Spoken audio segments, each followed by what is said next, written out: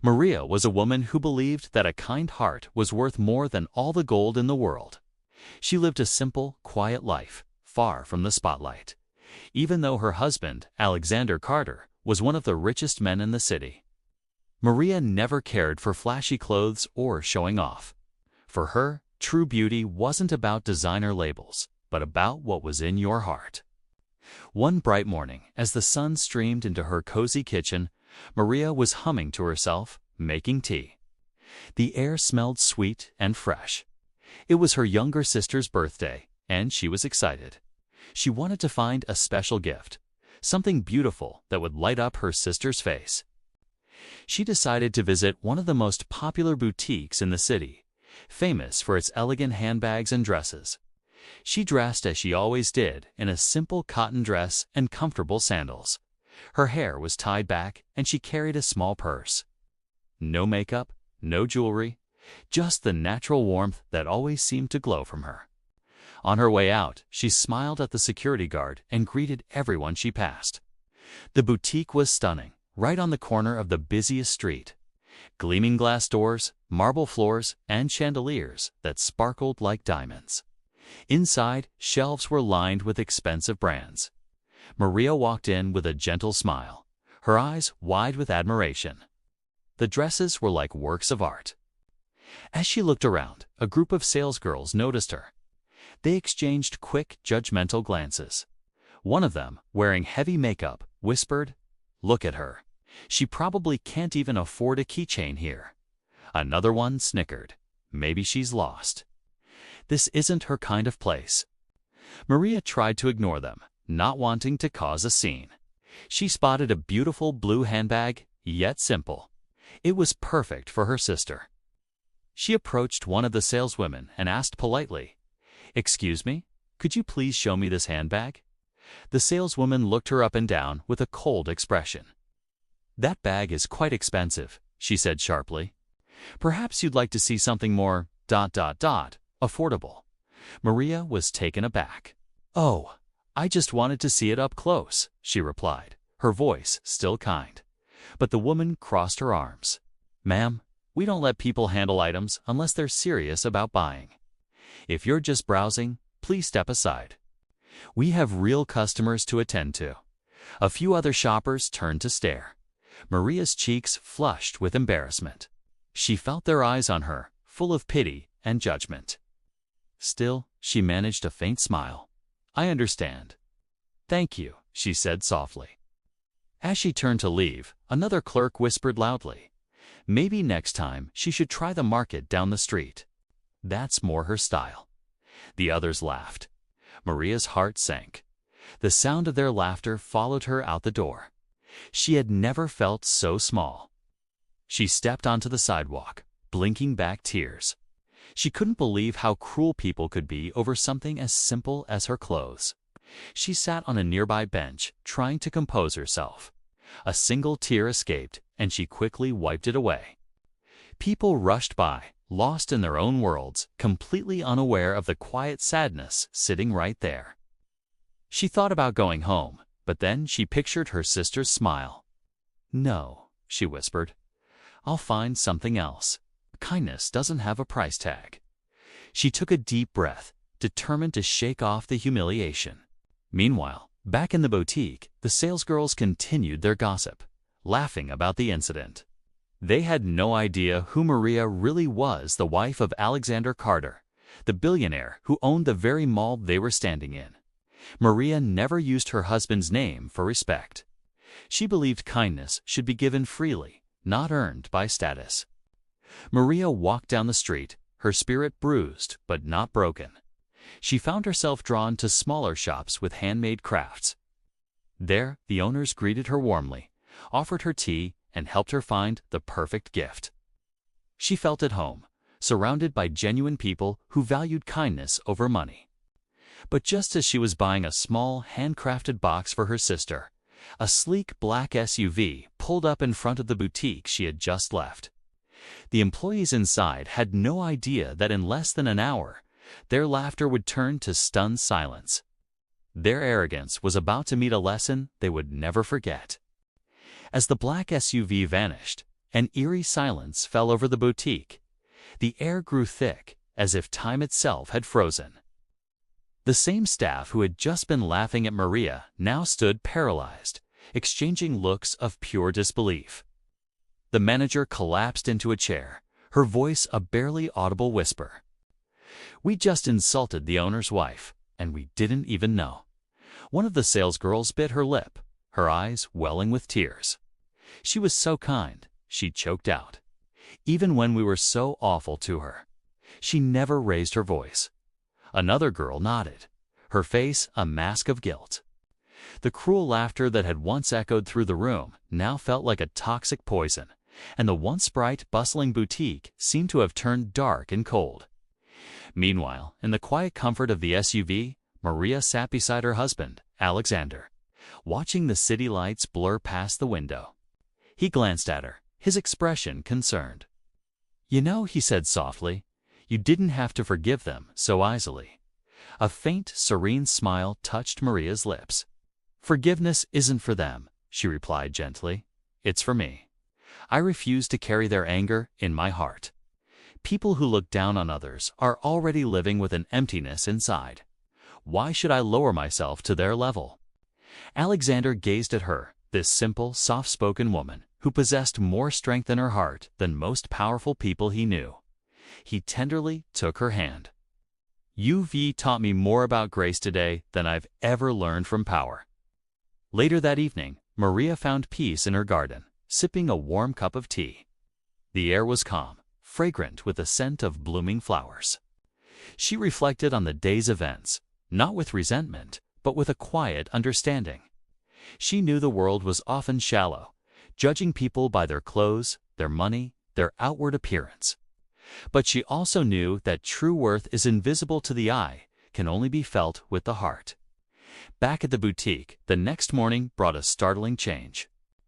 Pinned to the front door was a notice from the new owner, Alexander Carter. The staff, expecting to be fired, gathered to read it.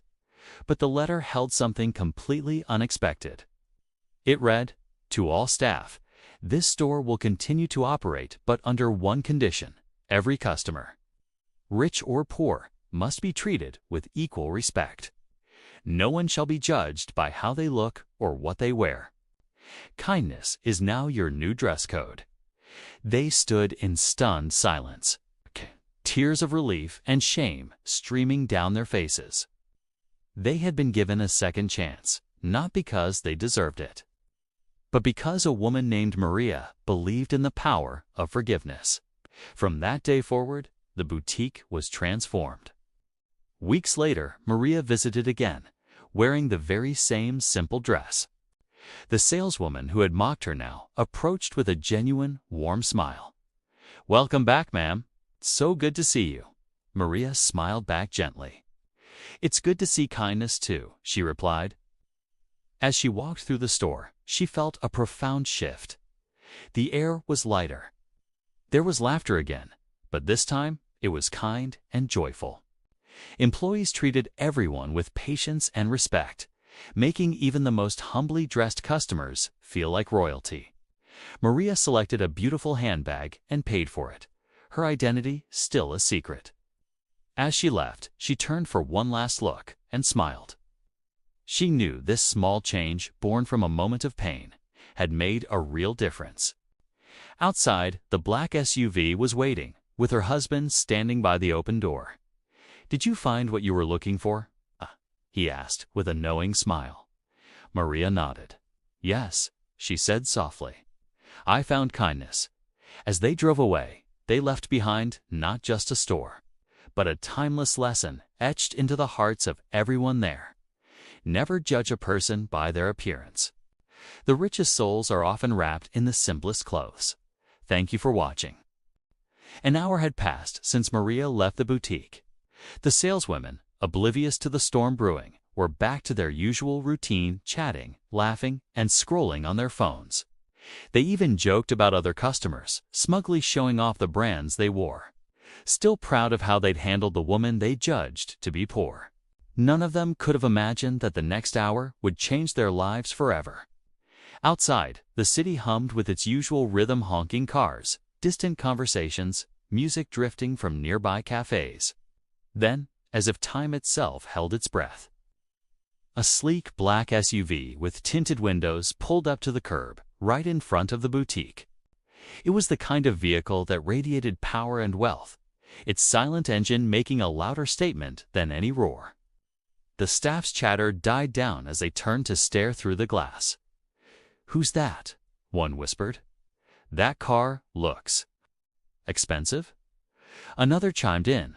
"Maybe it's a celebrity." They reflexively straightened their clothes and fixed their hair, their minds racing with the possibility of a big sale. The SUV doors swung open, and a tall man in a tailored black suit stepped out. A silver watch on his wrist glinted in the sunlight. His expression was calm, but carried an undeniable seriousness. The very air around him seemed to command attention. Two more men in suits followed, clearly his assistants. The store manager, sensing an important client, rushed forward, her face plastered with her most practiced smile. "Good afternoon, sir. Welcome to our boutique. How can I help you today?" The man's deep voice cut through the air. "Is this the place where a woman was insulted earlier today?" The staff froze. The manager blinked, feigning confusion. "I'm sorry, sir. I'm not sure what you mean."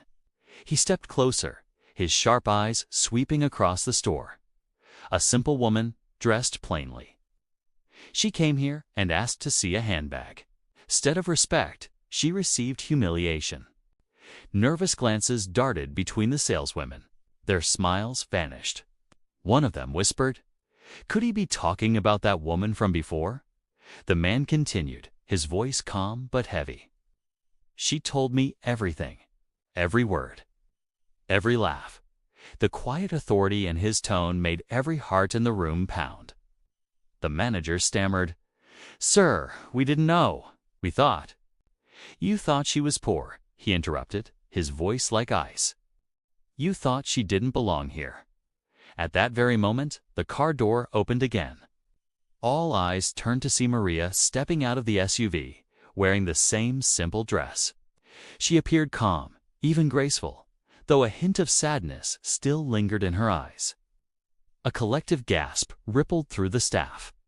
"That's her." One of the clerks whispered, her voice trembling. Maria walked slowly toward the entrance, her husband by her side. The employees scrambled to open the door, their hands shaking. The manager's voice quivered as she tried to speak. "Ma'am, I'm so sorry for what happened earlier. It was all a misunderstanding."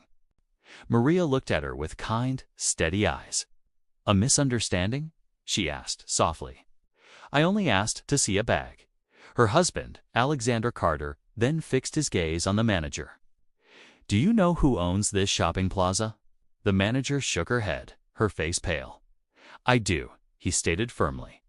"And I also happen to be the husband of the woman you just threw out." The color drained from every employee's face. The boutique, once filled with arrogant laughter, was now shrouded in a tomb-like silence.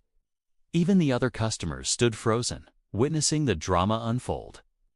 The very people who had snickered at Maria now stared in disbelief and shame. Alexander turned to his assistant. "Take note of this store. I want a full report on my desk tomorrow morning." The manager began to plead, her voice cracking. "Sir, please don't. We didn't mean any harm." But Maria gently touched her husband's arm. "Let it go," she whispered. "They've already learned their lesson." Her words, though quiet, were powerful. In that moment of vindication, she chose grace over revenge. It was who she was, a woman whose kindness could humble the proudest of souls.